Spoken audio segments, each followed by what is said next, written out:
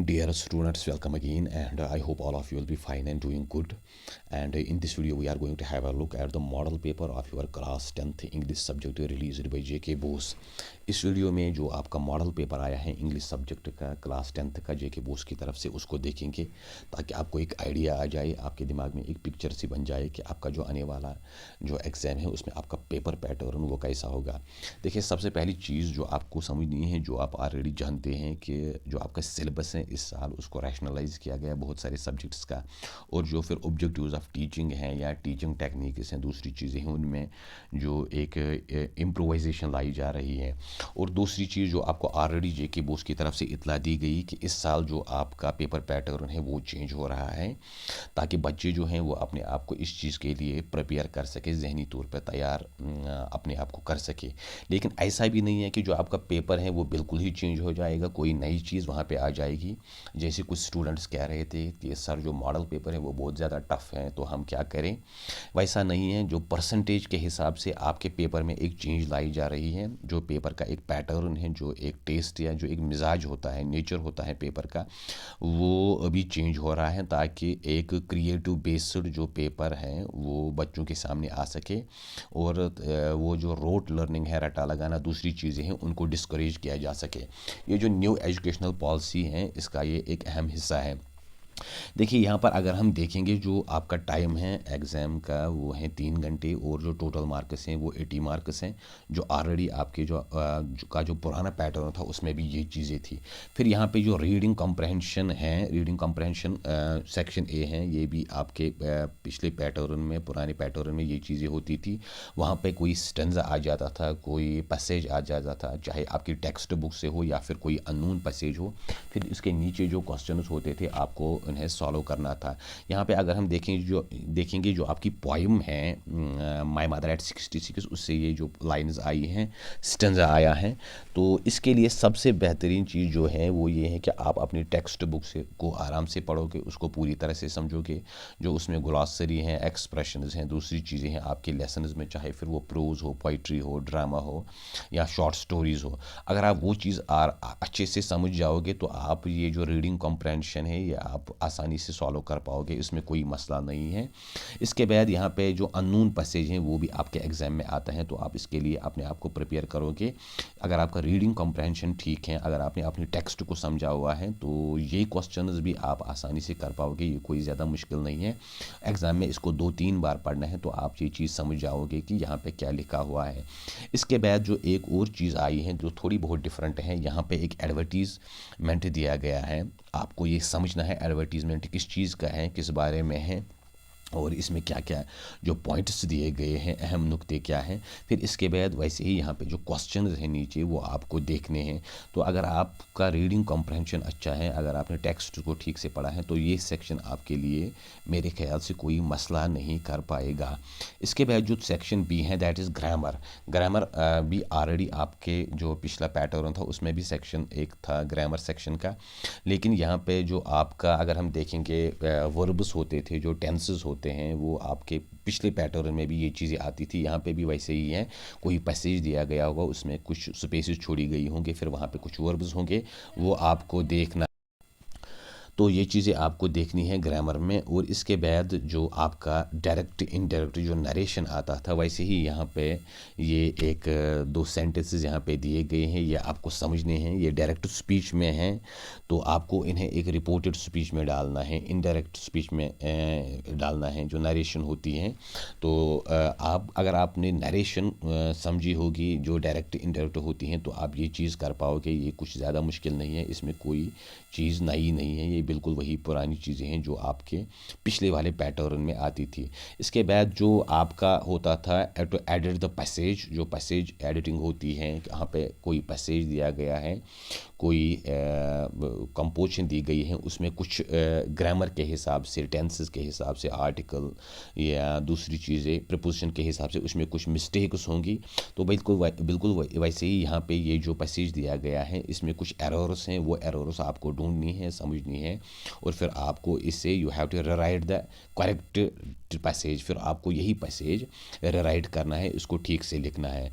And then there is जो आपका जो डायलॉग राइटिंग में आता था, Seema appears in interview for the job, following is the beginning of an interaction with the interviewer, complete the dialogue in 100 to 120 words. जो dialogue writing आपकी आती थी वैसे ही यहाँ पे भी आएगी, लेकिन इससे पहले जो आपका जो डायलॉग राइटिंग आता था उसमें कुछ स्पेसेस छोड़ी जाती थी। यहाँ पे जो डायलॉग हैं उसकी जो इंट्रोडक्शन शुरुआत का जो हिस्सा है वो यहाँ पे दिया गया है, बाकी आपको खुद लिखना है, आपको ये खुद समझना है कि जो डायलॉग हैं, चूँकि ये इंटरव्यू है for the job of a teacher, जो एक टीचर का जॉब है इसके लिए, तो इसमें क्या क्वेश्चंस किए गए होंगे और फिर जो इंटरव्यूअर और जो इंटरव्यूई हैं उनके दरमियान क्या बात हुई होगी। तो ये चीज़ आपको अपने लेवल से समझनी है, इस पे ध्यान देना है, आप ये आसानी से कर पाओगे, ये कोई ज़्यादा टफ नहीं है। इसके बाद जो है then there is this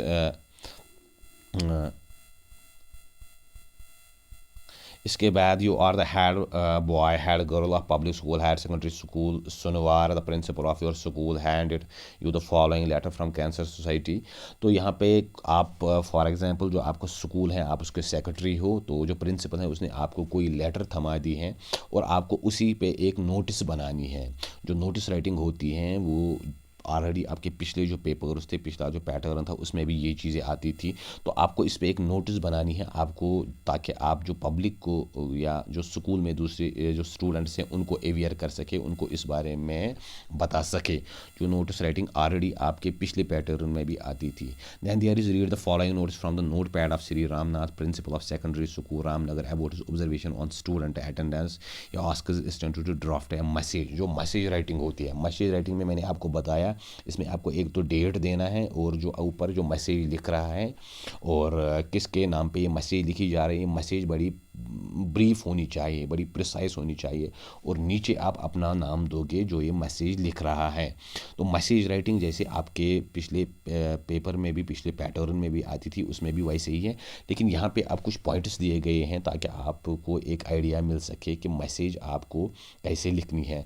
then there is attempt to one of the following, यहाँ पे कुछ लेटर्स हैं जो आपको लिखनी है, जो फॉर्मल लेटर्स होते हैं या जो इनफॉर्मल लेटर्स होते हैं, बिल्कुल वैसे ही है।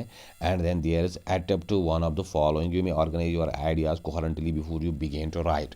यहाँ पे कुछ पॉइंट्स दिए गए हैं आर्टिफिशियल इंटेलिजेंस के बारे में, आपको इस पे एक कंपोजिशन बनाना है, एक पैसेज लिखना है, एक ऐसे लिखना है, या आपको जो यूज़ ऑफ इंटरनेट है, इंटरनेट के जो फ़ायदे हैं या इंटरनेट का जो इस्तेमाल है, इसके अच्छे बुरे जो चीज़ें हैं इसके साथ, वो चीज़ें आपको लिखनी है। यहाँ पे इसके बारे में कुछ पॉइंट्स दिए गए हैं, आपको इन्हें एलॉबरेट करना है। तो ये क्वेश्चंस, ऐसे क्वेश्चंस आपके पिछले पैटर्न में भी आते थे, ये कोई नई चीज़ नहीं है। Then there is following is the opening of a story. देखिए ये क्वेश्चन थोड़ा नया है या ये कादरे डिफरेंट है। यहाँ पे जो स्टोरी की एक ओपनिंग दी गई है, किसी कहानी की जो शुरुआत का जो हिस्सा है, जो इंट्रोडक्शन है, बिगिनिंग है, वो चीज़ दी गई है और इसके बाद आपको think of an appropriate plot for the story, आपको अपने हिसाब से एक इसका प्लॉट बनाना है, फिर एक स्टोरी को आगे बढ़ाना है, इसको एंड तक ले जाना है 200 से 250 वर्ड्स तक। इस तरीके के क्वेश्चन आते थे, लेकिन अभी इसमें थोड़ी चेंज लाई जा रही है ताकि बच्चे की जो क्रिएटिविटी है, जो इनोवेशन है, जो इसका अपना जो थिंकिंग है उसको डेवलप किया जा सके। यहाँ पे जो ये स्टोरी है आपको देखना है कि स्टोरी को मैं कैसे आगे ले जा सकता हूँ। तो अगर मैं यहाँ पे देखूँगा ये जो स्टोरी है इस तरह से है, the blue ink dried on the yellow table top in his room look like a pirate hat. तो वहाँ पे इसके जो पेपर्स थे उसमें कोई वो इंक गिरी हुई थी, वो एक पायरेट के हैट की तरह थी। Khalid wonder how it had happened, Khalid सोच रहा था कि ये कैसे हुआ। He had not been home for 2 weeks, वो 2 हफ्ते घर से बाहर था। ही वेंट टू बाथरूम, वो बाथरूम में गया and put some water on a towel, उसने जो टॉवल पे कुछ जो पानी छिड़का। Back in his room he try to wipe the stain, उसने ये जो दाग हैं ये मिटाने की कोशिश की। As he picked up the towel from the table the stain turn red, तो जैसे ही उसने ये टॉवल टेबल से उठाई, ये जो स्टेन दाग था ये सुर्ख रंग का हो गया। दिस परप्लेक्स्ड हिम, इससे परेशान हो गया। And he called his mother, और इसने अपनी माँ को बुलाना चाहा। She too was wonder struck, वो भी हैरान हो गई। And do not have a clue, उनके पास इसका क्लू नहीं था। तो शायद इनके घर में कोई जो चोर आया है या कोई मर्डर हुआ है, तो इस तरीके का जो ये स्टोरी स्टोरी इसकी बन सकती है। ये आपको अपने हिसाब से अब इसका इशारा जो है, क्यू जो है वो देखनी है, और फिर आपको अपने लेवल से, अपने माइंड से इस स्टोरी को आगे बढ़ाना है। आप इसको कैसे एक शॉर्ट स्टोरी बना सकते हो। देन देयर इज़ जो लास्ट आपका लिटरेचर सेक्शन आता था, जिसमें आपकी जो टेक्सचुअल जो लेसन्स हैं उनमें जो क्वेश्चंस होते थे, जो आपकी टेक्सचुअल बेस्ड क्वेश्चंस हैं, जो आपकी शॉर्ट स्टोरीज़ हैं, पोइट्री हैं, दूसरी जो ड्रामा है या जो दूसरी चीज़ें हैं आपकी टेक्स्ट बुक में, तो उन पे जो आधारित जो क्वेश्चन है, उन पे जो बेस्ड क्वेश्चन हैं, ये वही सेक्शन है। इसमें फॉर एग्जांपल यहाँ पे जो आया है, why does the writer say that Griffin had chosen a bad time to be in London without clothes. Writer ने क्यों कह रहा है कि ग्रिफिन जो है वो एक गलत टाइम में जो लंदन में घूम रहा है विदाउट क्लोथ्स, उसके पास कोई कपड़े नहीं हैं। या जो एक्सेलेंट फादर हैं आपकी लेसन जेन ऑस्टिन का, उससे ये क्वेश्चन आया है। या फिर जो एनी जो है diary of a young girl, उससे ये क्वेश्चन आया है। नेल्सन मंडेला से ये क्वेश्चन आया है, what impression of Nelson Mandela do you get from a long walk to freedom. आप इससे क्या इंप्रेशन लेते हो, जो नेल्सन मंडेला की लॉन्ग वॉक टू फ्रीडम है। इस तरीके से जो यहाँ पे स्नोड्रॉप जो है उसमें जो वर्ड ग्लोब को इंडिकेट किया गया है एक डिफरेंट मीनिंग में, जो इसका लिटरल मीनिंग है वो कुछ और है, लेकिन यहाँ पे राइटर इसको किसी और सेंस में इस वर्ड ग्लोब को डाल रहे हैं। तो ये क्या है। और फिर आपको पोइटिक डिवाइसेस जो हैं, as a late winter's moon, जो कमाला दास यहाँ पे इस्तेमाल कर रही हैं, तो ये सिमली है अपनी माँ को इस विंटर की मून के साथ यहाँ पे तशबीह दे रही है।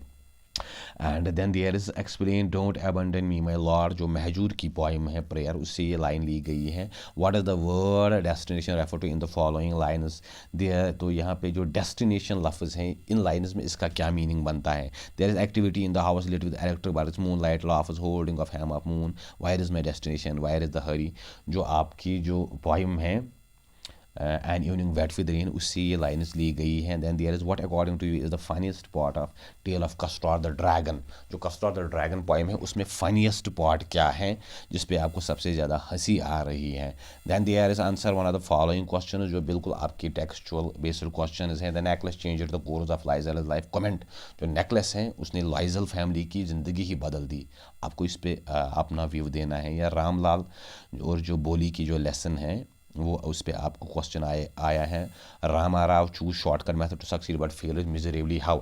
रामा राव ने जो शॉर्टकट मेथड चाहा लेकिन उसमें वो फेल हो गया, कैसे। या answer one of the following question, Natalia Lomov struggle to communicate their true feelings to one another which causes the whole trouble in the play discuss. जो नटालिया और जो लोम हैं वो जो अपनी ट्रू फीलिंग्स हैं वो एक दूसरे को कम्युनिकेट करने की कोशिश कर रहे हैं, जिसपे पूरी लेसन में जो ट्रबल हुआ, जो मसला हुआ, वो इसी पे हुआ।